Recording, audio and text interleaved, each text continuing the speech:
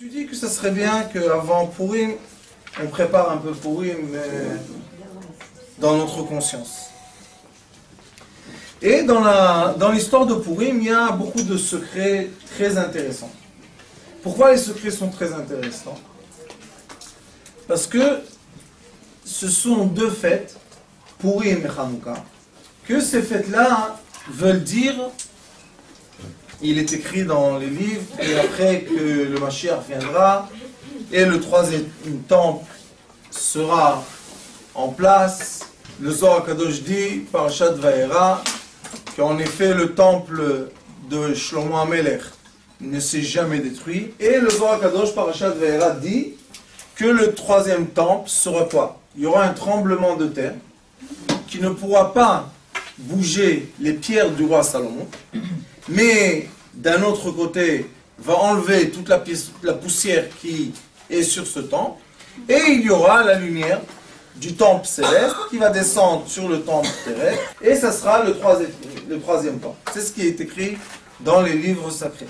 Et il est écrit aussi que pendant le troisième temple, jusqu'à quand on va arriver à Shabbat Kodesh, et après tout va se transformer en lumière, et il y aura des mitzvot qui vont rester à faire, et il y aura des mitzvot qui vont disparaître. Quels mitzvot vont disparaître? Tous les mitzvot qui ont été donnés par Moshe Rabbeinu vont disparaître. Pourquoi? Parce qu'on n'en aura plus besoin, puisque tout est réparé, toutes les lumières sont là, sauf deux. Purim et Hanouka. On va se poser la question, qu'est-ce qu'il y a? Purim et Hanouka, qu'est-ce qui s'est passé? Ça, tu vas nous obliger à continuer à pratiquer? Oui. Et pourquoi? Parce que Purim et Hanouka, ce sont deux fêtes qui ont été créées par l'être. On n'a jamais entendu, ni dans la Megillah, il n'y a pas le nom d'Akadosh Baruch Hu dans la Megillah, et il n'y a pas le nom de Elohim. Et on n'a pas vu dans la Megillah que Mordechai Yehudi dit « Dieu m'a parlé ». Tous les prophètes, tous les tzadikim qu'on a eus, tous ont dit « Dieu m'a parlé ». Cette fois-ci, non. Et avec le Matityahu à Maccabi, la même chose. Matityahu à Maccabi, il s'est réveillé, il a dit c'est pas possible qu'on soit comme ça, l'assimilation, tout ce qui s'est passé dans le peuple d'Israël. Il a décidé de se réveiller, et quand il s'est réveillé, il a fait une révolution, et c'était la révolution de quoi? De l'être humain. Mais, comme nous, Baruch Hashem, nous sommes ensemble assez de temps, et on sait qu'en effet, rien qui se passe dans l'être humain terrestre ne peut se passer s'il n'y a pas une élimination céleste. Si Akadosh Baruch Hu ne met pas dans la tête d'une personne une pensée, comment la personne pense? Et on en a parlé beaucoup, c'est très intéressant et très profond. On peut, si on veut, si on sait, on peut monter notre conscience à quoi? Aux lumières qui nous entourent. On peut être avant le cerveau. Notre cerveau, c'est la fin du processus. Il y a des lumières célestes, immenses, qui commencent à descendre vers la Terre, et à la fin, un être humain, hop, ça veut dire qu'une personne reçoit une illumination, et si on est à l'écoute, ce qu'on va faire est béni. Pourquoi ce qu'on va faire est béni? Parce qu'on est à l'écoute de la volonté divine. C'est pas comme moi, je m'assois à la maison, je me dis, bon, qu'est-ce que je vais faire? Qu'est-ce que je vais faire? Je vais faire comme ça? Ah, je sais pas tellement. Je vais faire comme ça? Ah, je sais pas. Ça, c'est les doutes. Vous savez, dans ce monde physique, il y a des doutes. On a toujours le oui, on a toujours le non. C'est normal. On est des êtres humains. Mais quand on reçoit le message céleste, c'est clair, c'est propre, c'est net. Il n'y a pas de questions, il n'y a rien du tout qui va se passer. Et Baruch Hashem, on voit que les gens qui visionnent, ces gens-là, est-ce qu'ils peuvent dire « je visionne » ? Est-ce qu'il y en a un dans le monde qui a l'orgueil de dire « je » ? Plus ils grandissent, et plus ils se disent « je suis rien du tout ». Vous savez, les grands tycoons, on les appelle les grands riches et tout. Vous savez, ils font passer dans leurs mains des milliards. Tu lui dis « comment tu fais ?» Je ne sais pas, la vérité. Et alors ils ont fait dans les universités une étude. Comment tu es devenu riche? Question, non? Tout le monde on dit. 95% de chance, 5% de sechel. Et si j'aurais pu jeter les 5% de sechel, je serais devenu encore plus riche. Pourquoi? Parce que chaque fois que je me suis mêlé avec mon cerveau, j'ai perdu. Ça veut dire qu'il y a une existence, qu'on peut la prouver, qui est céleste, qui illumine le chemin de l'être humain. Et chacun son rôle. Il y a quelqu'un qui doit être le premier. Mordechai Ayoudi a fait contraire au roi beaucoup de choses. Il était assis par terre devant le palais. Il ne s'est jamais devant Aman. Il est sorti dans la rue, il est habillé en jude. Pourquoi? Pour avoir le deuil du malheur. Il a dit au tout peuple d'Israël, venez, on va faire le jeûne. Quel jour? Pessah. Les sages lui ont dit, tu transgresses la Torah. Vous savez qu'est-ce qu'il a eu, Mordechai Yehudi? Nous, on lit la Megillah, on dit, allez, c'est une phrase. Mais chez Mordechai Yehudi, vous savez, quand il a dit, faites le jeûne, Tsumon Alay, on va jeûner 3 jours, le deuxième jour était la Seder. Comment Mordechai Yehudi, pour une raison qu'on ne va pas dire qui est céleste, en parenthèse, tu transgresses une mitzvah de la Torah, manger la matzah, c'est une mitzvah de la Torah. Qui t'a donné la force de transgresser une mitzvah de la Torah? C'est une grande question, ça. Mordechai Yehudi a dit, on est dans un moment très difficile, tout est permis. C'est pour ça qu'à la fin de la Megillah, si vous allez voir, il est écrit, Veratzoy le rov echav. Il a été accepté par la majorité du peuple d'Israël, mais pas par tout le peuple d'Israël. Pourquoi? Qui était contre lui? Le Midrash nous dit, les sages. Les sages de la période lui ont dit, qu'est-ce que c'est cette histoire? Tu vas jeûner, mais avec qui tu jeûnes? Vous savez qu'est-ce qu'il a ramassé, Mordechai? Tout ce qu'il y avait dans la rue, des gens, des petits, il les a ramassés tous. Pourquoi tu ne prends pas des grands sages? Parce qu'il a dit, c'est le peuple d'Israël qui est maintenant en danger. Exactement comme aujourd'hui. On est dans la même période. Il y a des rabbins, je préfère les nommer des bergers, qui disent que le peuple d'Israël est maintenant dans une sakana, dans un danger, et il faut descendre en bas dans les rues, et chercher les enfants d'Israël, Akadosh Baruch Hu, languit ses enfants. Ceux qui sont dans les Beth Midrash, tzadikim et tout, très bien, bravo, vous avez fait le travail. Mais ceux qui sont loin, il les veut, il les cherche. Mais quel est le secret? Le secret est que quand on va là-bas, le miroir change. Tchic. Et ce secret de miroir, on a beaucoup parlé de ça ici quand on a dit qu'il y a un monde qui s'appelle Asiya et il y a un monde qui s'appelle Yetzira. Nous vivons dans 2 dimensions qui sont parallèles tout le temps. Il y a une dimension qui est action, Asiya, tout ce qui est matériel, mais collé à nous, à l'envers, comme un miroir. Il y a une autre dimension qui s'appelle Yetzira. C'est quoi Yetzira? L'esprit de l'être. L'esprit de l'être n'est pas obligatoirement l'être qu'on voit. Une personne est assise maintenant avec nous, on dit le cours, tout est très bien, on parle de Purim. Mais elle a un souci en Amérique. Où elle est maintenant? En Amérique. Elle est en Amérique. Est-ce qu'elle vit dans un monde parallèle ou pas? En fait, c'est son esprit qui est ailleurs. Très bien. Donc vous dites son esprit. On dit son corps. Il y a quelque chose qui lie les deux. Tu es et tu es. Et grâce à ce monde parallèle qui est écrit d'une façon très claire dans le Zohar HaKadosh Parashat Pekudei, à la fin de Parashat Pekudei, qu'en effet le Zohar HaKadosh veut expliquer qu'il y a des royaumes célestes, 7 attributs célestes magnifiques d'amour, et il dit, sachez qu'il y a contre ou en parallèle, il y a 7 royaumes terrestres que nous on appelle malheureusement le mot Gehenom, l'enfer. Ce mot enfer ne veut pas dire ce qu'on pense. Il veut dire qu'il y a une existence terrestre qui est dans l'action de l'être, dans notre vie. La preuve que on perd du poids, on coupe les cheveux, on coupe les ongles, on rentre dans l'âme, on coupe pas l'âme, on coiffe pas l'âme, on n'habille pas l'âme. L'âme est Tout le temps comme ça. Mais nous, notre corps, tout le temps il use. Tout le temps il y a des cellules qui tombent. Ça s'appelle le monde terrestre. Le monde terrestre est le monde de Asiya, de l'action. Qu'est-ce qu'il faut savoir faire? Le travail qu'on doit faire, il est d'un travail de l'esprit et du corps. Mettre l'esprit et le corps en accord. Veut dire, mon corps représente mon esprit. Combien de personnes il y a que vous connaissez autour de vous qui se déguisent tous les jours à quelqu'un d'autre? Si, il y en a plein. Il y en a plein. Pourquoi aujourd'hui tu fais les cheveux comme ça, après tu fais les cheveux comme ça, après tu mets la perruque, après tu mets le kissouage, après tu mets... Qu'est-ce qu'il y a? Sois stable dans ta vision. Mais la personne se lève le matin. Non, j'aime pas.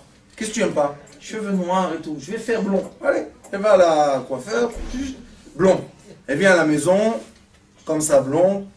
Elle tape à la porte. Surprise! Son mari, le pauvre, il s'évanouit. Qu'est-ce qu'il y a?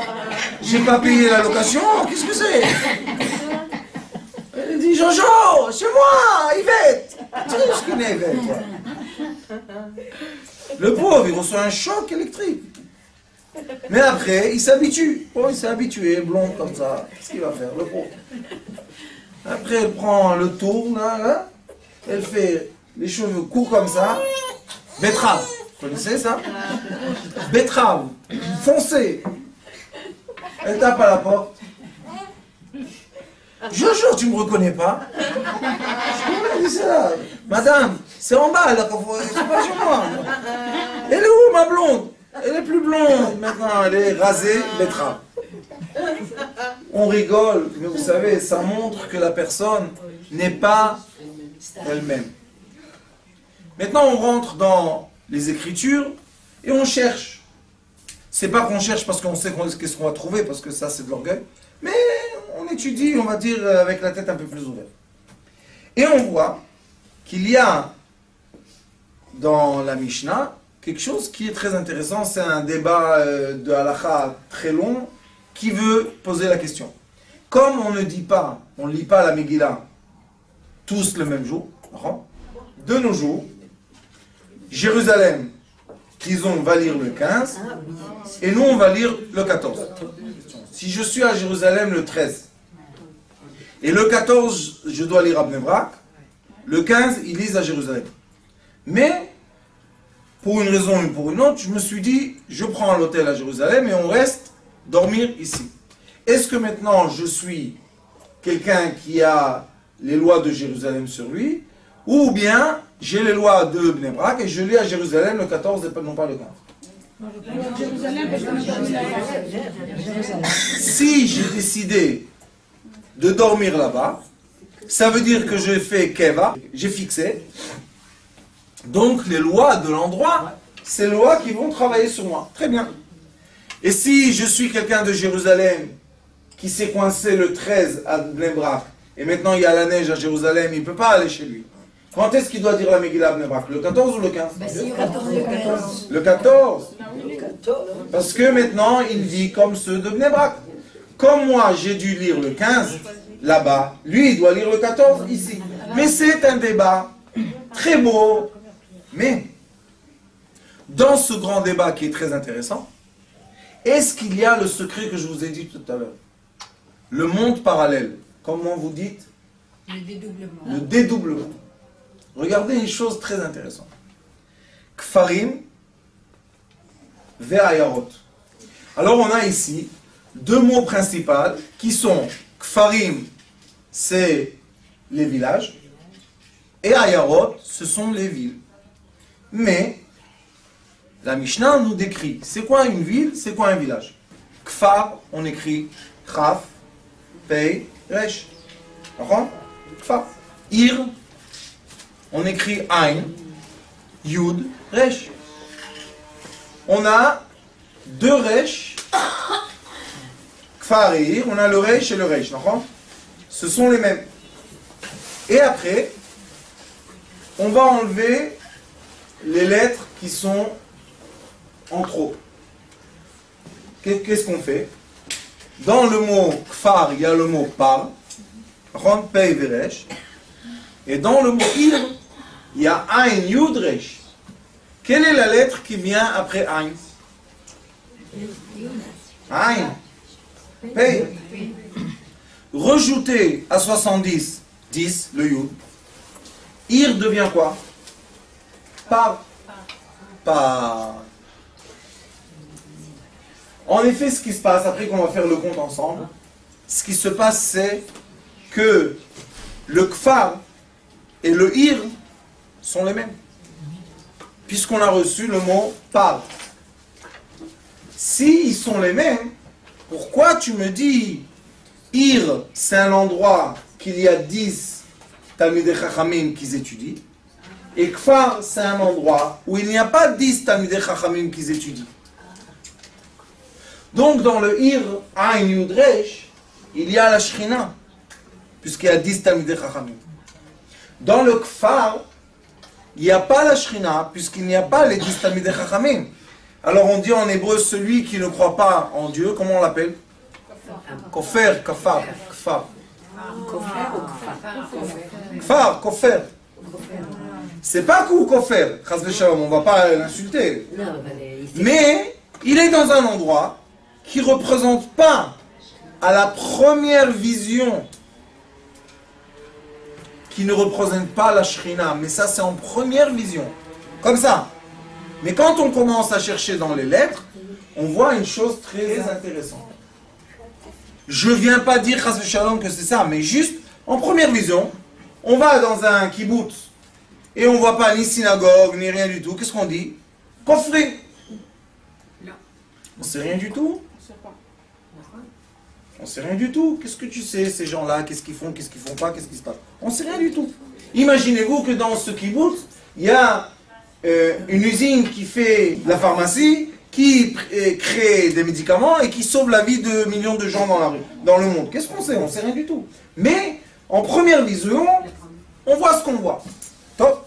Nous disent le sage, Al tistakel bakankan, regarde jamais ce qui est extérieur, et la main chez betocho, regarde ce qui est intérieur. Toda. Alors, au lieu de juger les gens, qu'est-ce qu'on fait? On observe. Parle avec lui un peu, tu vas voir.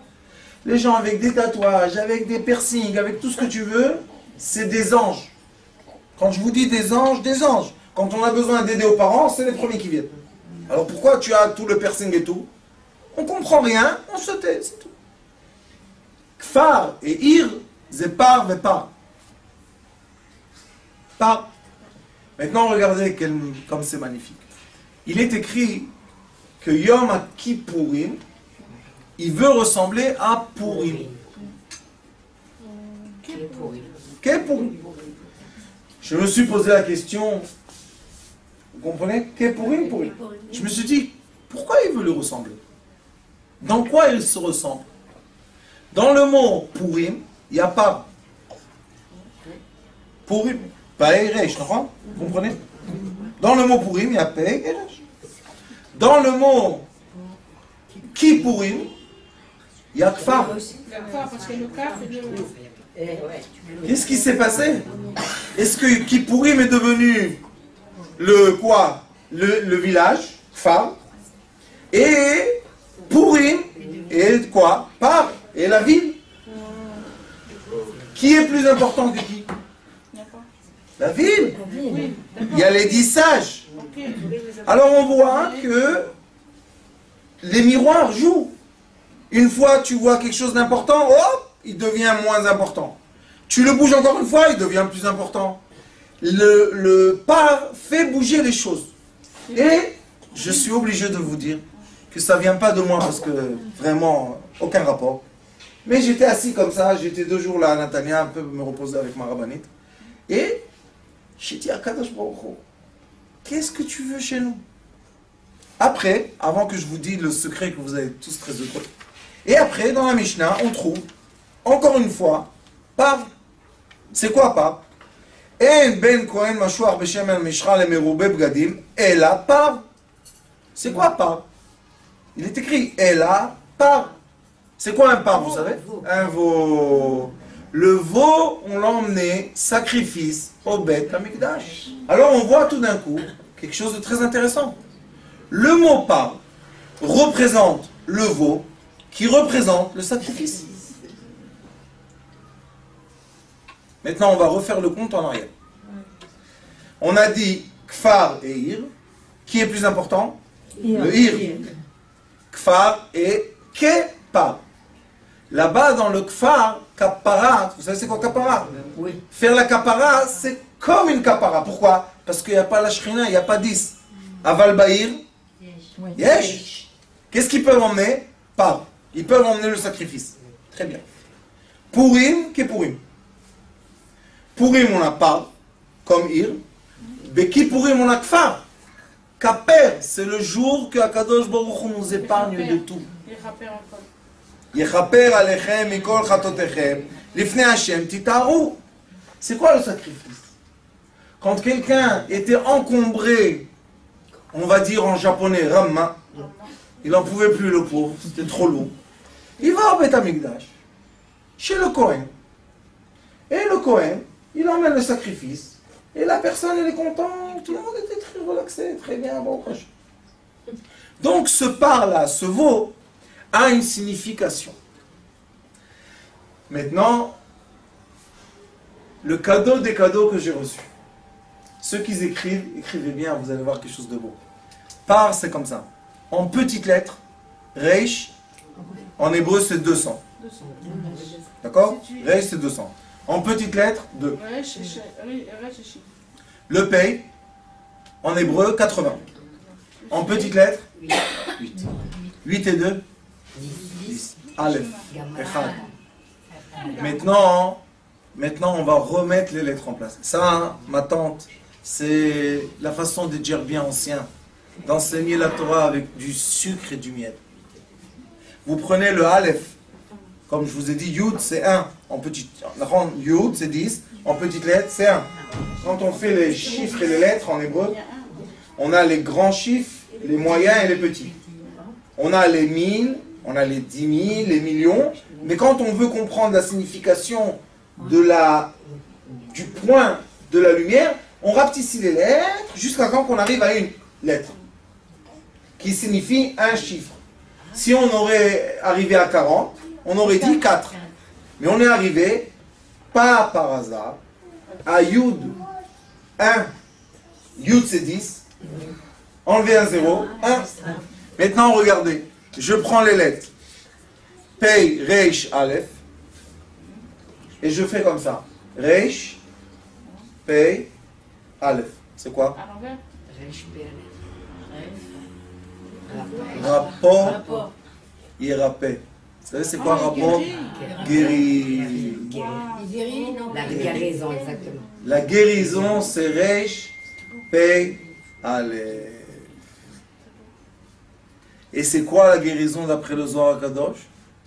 La guérison totale de l'être humain d'après le Zohar HaKadosh est quand Ari Hanpin, on l'écrit en hébreu, le visage long, la lumière longue qui est la grande lumière, descend vers la petite lumière. La vraie guérison est quand le grand aide le petit. Et non pas quand le grand juge le petit ou lui fait du mal. Est-ce que tu peux juger un enfant? Non. On a Enrico Macias, notre ami, qui dit « Malheur à celui qui fait mal à un enfant. » Malheur, pourquoi? Tu ne touches pas un enfant. On ne touche pas. Vous savez, dans le Talmud, il y a une histoire qu'il y a eu un enfant qui avait faim.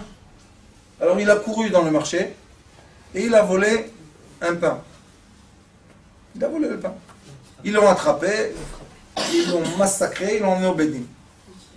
Le Bédin a dit, chacun qui l'a frappé doit lui donner une pièce. Pourquoi? Parce qu'un enfant qui vole du pain, c'est un enfant qui a faim, et tu le frappes en plus. Il n'a pas reçu son coup, ça y est qu'il est faim, qu'il doit avoir honte, qu'il doit voler pour manger, ça ne suffit pas, encore tu le frappes. Ça, c'est la façon, écoutez-moi bien, qui s'appelle la rigueur. La rigueur est le jugement, la punition,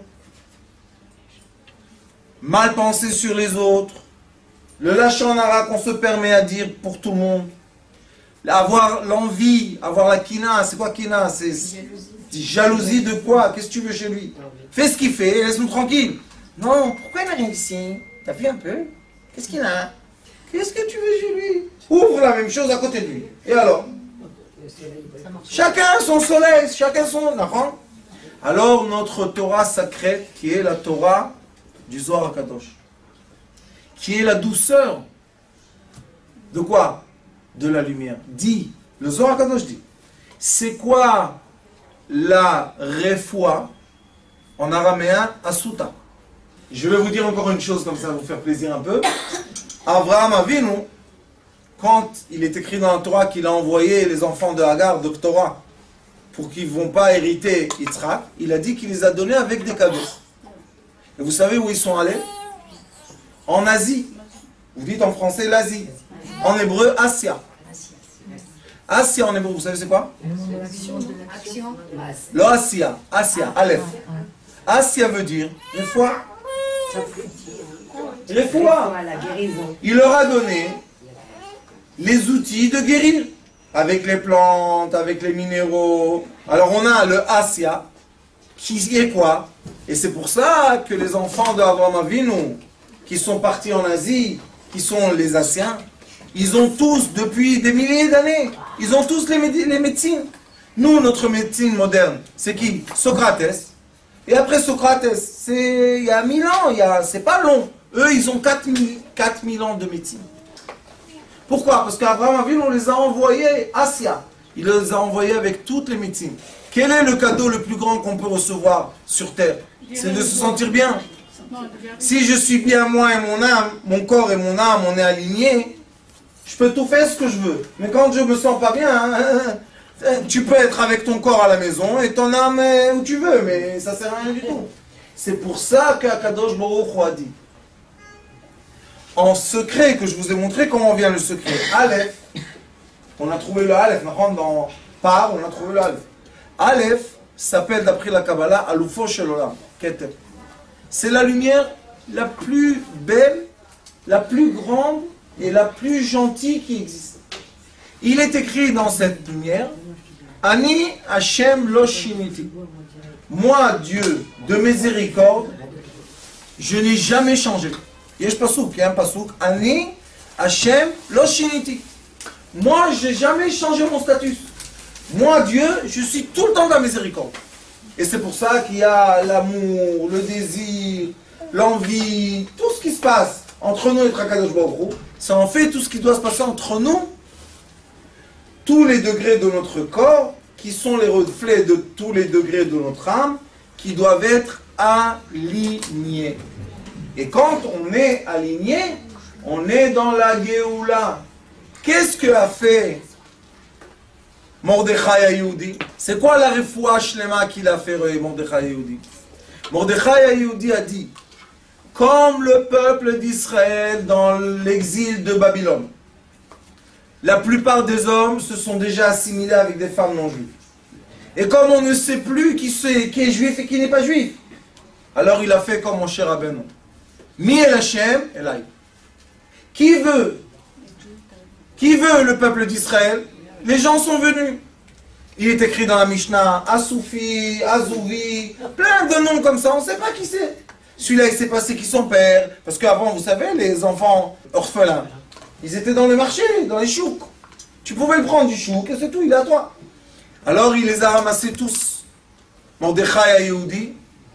Et il a dit, le peuple d'Israël, malgré que c'est maintenant Pessah, et c'est aujourd'hui Yudal et Benissan, comme on est en danger, et bien le danger réel qui s'impose sur le monde de l'action doit être traité premier. Et maintenant, on ne va pas avoir tous des ailes comme ça, on va dire qu'on est des anges. Parce que, Chaz de Shalom Aman Aracha, ça y est, il a envoyé la lettre à tout le monde, et Chaz de Shalom, le peuple d'Israël, il y avait la permission d'exterminer le peuple d'Israël. Et qu'est-ce qu'il a été écrit, vous savez? Zarak et Tapou. C'est quoi Pou? Par. Mais dans le par, le Aleph, Rafo. C'est quel Rafo celui-là? Avec un Vav. On a un Rafo avec sans Vav et on a avec un Vav. Quand c'est avec un Vav, le Vav, c'est la lettre qui unit entre les deux mots. On a un He en bas et un He en haut. Dans le nom de Dieu, comment on a? Oti ou dote, ot Vav, ote.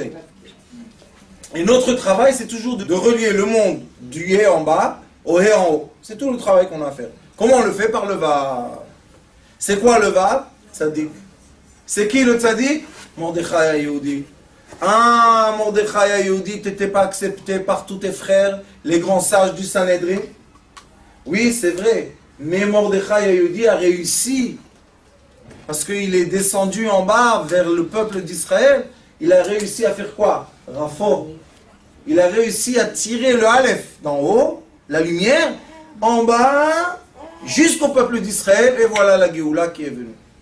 Et s'il est écrit que pendant Purim, on a reçu la Torah par amour et non pas par force. Parce que quand on était au mont Sinaï, il est écrit que la Torah a été imposée sur le peuple d'Israël. Mais Akadosh Baruch Hu a attendu que le peuple d'Israël aime la Torah, veut Akadosh Baruch Hu, par amour, par union, non pas imposée. Quand est-ce que ça s'est passé? Kiblu, Vekimu alem haYehudim. Les Juifs ont dit oui, on te veut Akadosh Baruch Hu. Ça, c'est la Géoula Shlema.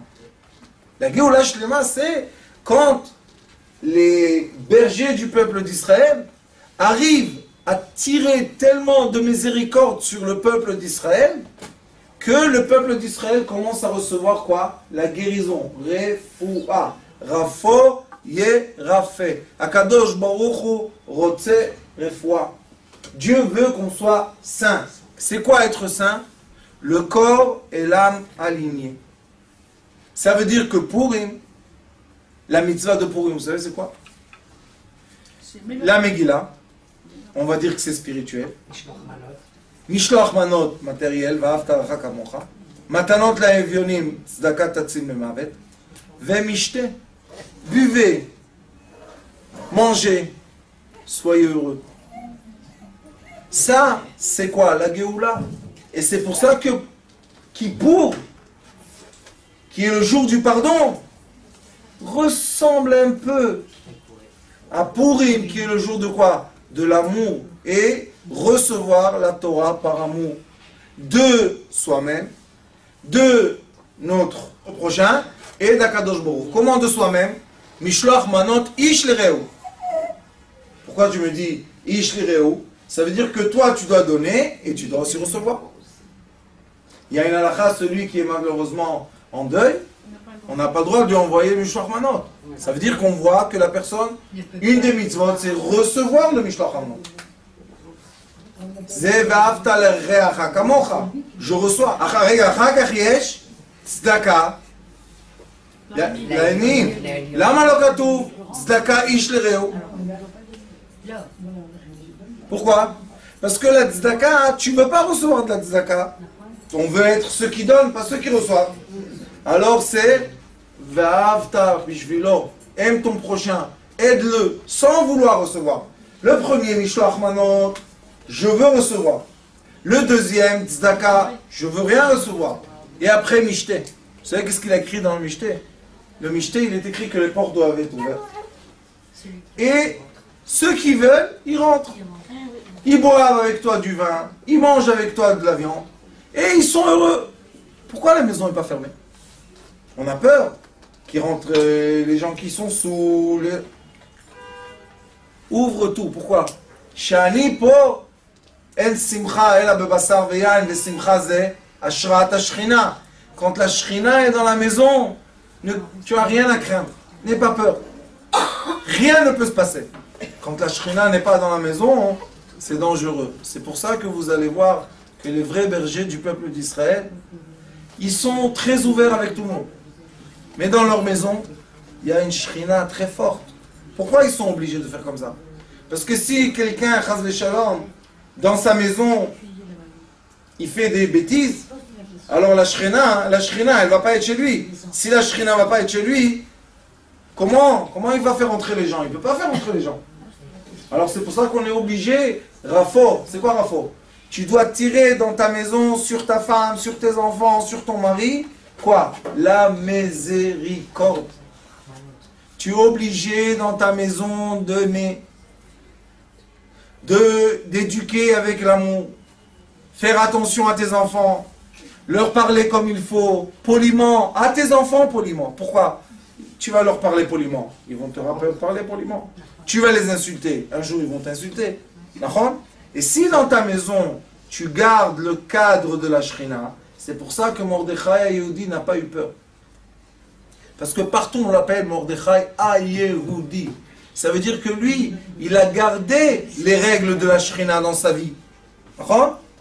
Alors il n'avait pas peur, ni de Hachverosh, ni de Haman, ni de personne. Mais quelqu'un qui n'a pas gardé les règles dans sa maison, il a toujours peur. Pourquoi? Parce qu'il a un doute. Peut-être tu fais quelque chose de mal, peut-être je vais te punir, peut-être. Et ça, c'est le monde de l'action. On ne peut pas agir dans le monde de l'action parce qu'on a toujours des doutes. Mais quand on monte dans le Olam Yetzira, dans ce monde-là, vous savez, hier j'ai lu dans le Zohar HaKadosh, tout le temps je me dis, peut-être il y a quelque chose d'autre, peut-être je ne lis pas bien. Je cherche, vous savez, on ne doit jamais croire en soi. Et encore une fois, hier j'ai vu dans le Zohar HaKadosh, il dit, tout le travail est quoi? De passer de l'action à l'esprit. Quand tu es dans le bon esprit, après tu montes tout seul. L'ascenseur, tu appuies le bouton, ça monte tout seul, tu ne dois rien faire comme effort. Mais il faut faire l'effort de quoi? De passer de l'action à l'esprit. C'est quoi cet effort? Croire en soi. Croire en sa pensée. Croire en ses sentiments. Être fort comme Mordechai Yehudi, comme Esther Malka. Qu'est-ce qu'elle a dit Esther? Kasher avadeti avadeti. Vous savez qu'est-ce que ça veut dire qu'une femme qui était la femme de Mordechai Yehudi 80 ans. Que Dieu nous en préserve. Mais elle a dit, je sais que je suis pure. Et c'est pour ça qu'elle était la plus belle de toutes les filles. Vous savez, il y a une personne qui va dans la rue et elle voit quelqu'un prendre une liasse de son shekel et brûler. Du feu. Il y a 10 000 shekels, elle est brûlée. La personne lui saute dessus. Tu es fou, et lui il dit, pousse-toi vite, qu'est-ce que... On ne sait rien du tout. Une personne pense qu'elle veut prendre les 10 000 shekels à la place de les brûler, et l'autre personne, on ne sait pas pourquoi elle les brûle. Peut-être il y a quelqu'un dans une voiture avec un fusil qui lui dit, si je ne te vois pas brûler les 10 000 shekels, je te mets une balle dans la tête. Et peut-être que celui qui est dans la voiture avec le fusil, il y a quelqu'un derrière lui avec un revolver. On ne sait rien du tout. Le monde est tellement caché, des couches. On ne comprend rien. Alors qu'est-ce qu'il faut faire? Non. Quand tu arrives à monter ta conscience à un monde supérieur qui s'appelle le monde du Yetzira, le monde qui s'appelle l'esprit, alors tu ne vois plus des choses comme ça. Ça veut dire quoi? Rafo et Rapé. C'est quoi cette refoua là? Pourquoi Kadosh Baruch Hu a dit seulement sur la refoua, Rapo et Rapé? Ça veut dire je donne la permission à l'être de guérir. Mais c'est toi Kadosh Baruch Hu qui guéris. Non. Je guéris par l'intermédiaire de l'être. Pourquoi? Parce que quand l'être veut guérir son prochain, vous savez, les nurses et les docteurs et tout, vous imaginez dans combien de microbes ils vivent? Mais c'est une quantité de folie. Et ils sont là-bas, et ils reviennent tous les jours. Et leur salaire, c'est pas des millions. Hein, alors pourquoi ils le font? Ces gens-là, vous savez qu'est-ce qu'ils font? Ils soignent personne. Vous savez qu'est-ce qu'ils font? Ils tirent de la miséricorde sur le monde. C'est pour ça, les femmes, on les appelle achot. Comme il est écrit, morla chochma achoti at. C'est chochma, il tire le yud, et le yud c'est le aleph, comme on l'a dit tout à l'heure. Et le docteur, comment on l'appelle? Rofé. Reish, vav, pei, aleph. Ça veut dire, merapé. Il est en train de tirer la lumière. Et c'est pour ça que le Zohar Kadosh et le Tikkun Zohar finissent par de la médecine. Toute la fin du Zohar, toute la fin du Tikkun Zohar, c'est de la médecine pure, qu'ils expliquent comment travaille le moire, comment travaille le cœur, comment travaille les reins, comment travaille tout, comment travaille, qui avec qui enchaîne qui fait tout. Les gens, des fois, moi j'étudie avec des médecins. Je leur ramène du soir, je leur dis, ouais, ça, c'est comme ça. D'où tu sais ça, toi? Lis en hébreu. Amara, Zorek, Mitse, Mara, Bakavet. Le labile jette du jus dans le foie. Pourquoi? Que le foie puisse travailler plus fort. C'est écrit. Il ne faut pas, mettons, ouvrir le corps de 100 000 personnes pour comprendre ça. C'est écrit. Mais quel est le problème? Qu'on veut séparer la sagesse de la terre. Et ça, c'est ce qu'ils ont fait malheureusement, les chrétiens, quand ils ont dit que pour régner sur l'être humain, on va séparer la croyance et le savoir. Et c'est pour ça que dans le monde occidental, il y a les sages et il y a les universités. Il y a les tzadikim, on va dire, et il y a les savants. Dire Rabbeinu Bechaye, c'était un des sages il y a 1000 ans, il dit, le jour que les savants vont être ensemble avec qui? Avec les docteurs ou avec les rabbins. Quand on va être ensemble et on va parler la même chose, c'est le moment que la lumière du Mashiach va commencer à éclairer. Et c'est ce qu'on essaye de faire dans cette école magnifique qu'on a ouverte.